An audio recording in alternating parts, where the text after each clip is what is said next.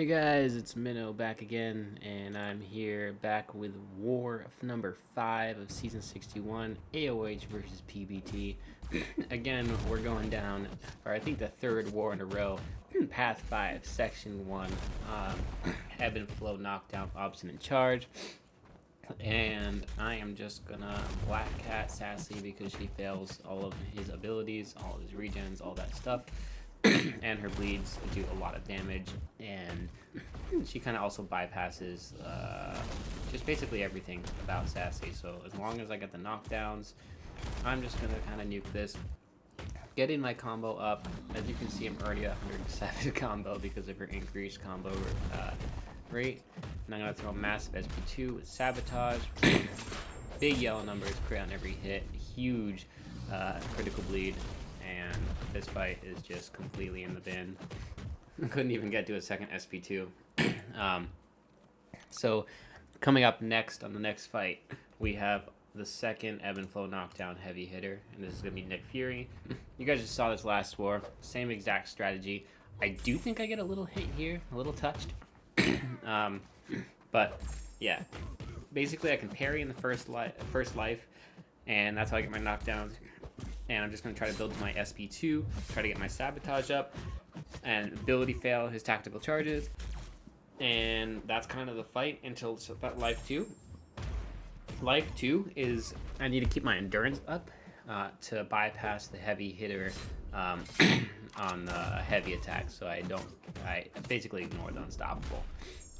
So here's a Sabotage. It's going to help me get his first life down super fast. A little annoying there on the protection, but it's okay. I'm gonna go in here for a relic and probably a heavy to get the knockdown. Yep. And yeah, we're just getting the fight down.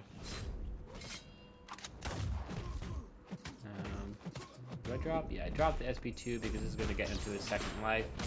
Sometimes it's nice to get those critical bleeds on there. It helps him tick down a lot more. So now it's important that I keep my endurance up. But if you see here, I let it fall off. So this means that I have to get him knocked down as soon as possible. But he's just gonna die, and that's it for him.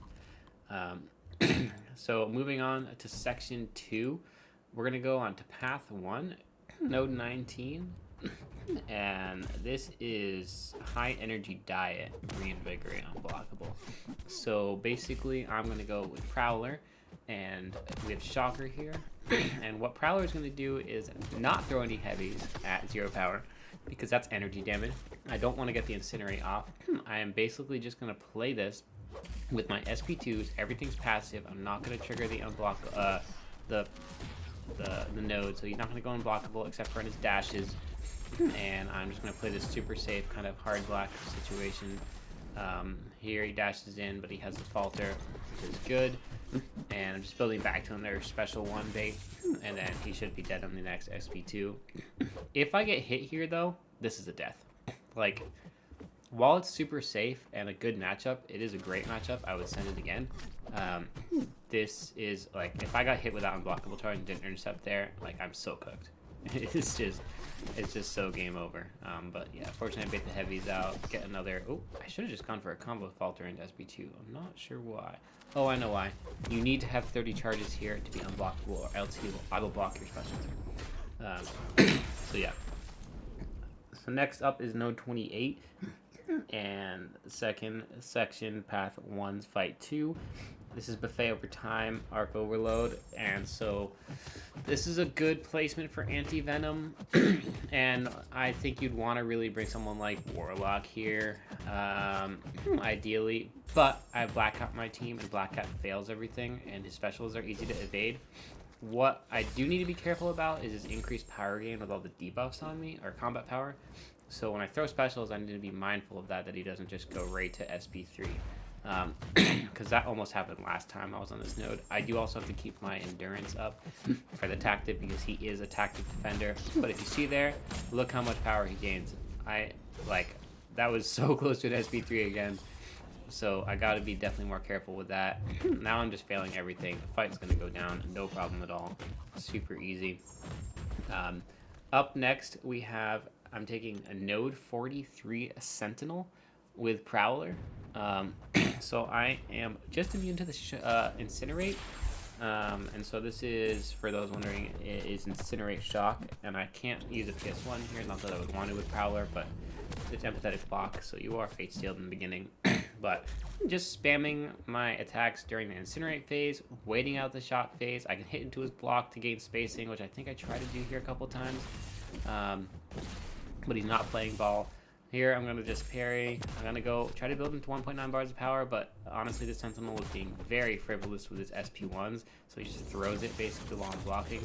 Now I'm going to back up, go for a parry heavy to get the Incinerate, because having that Incinerate on there is just a nice little thing while he's in the shock phase.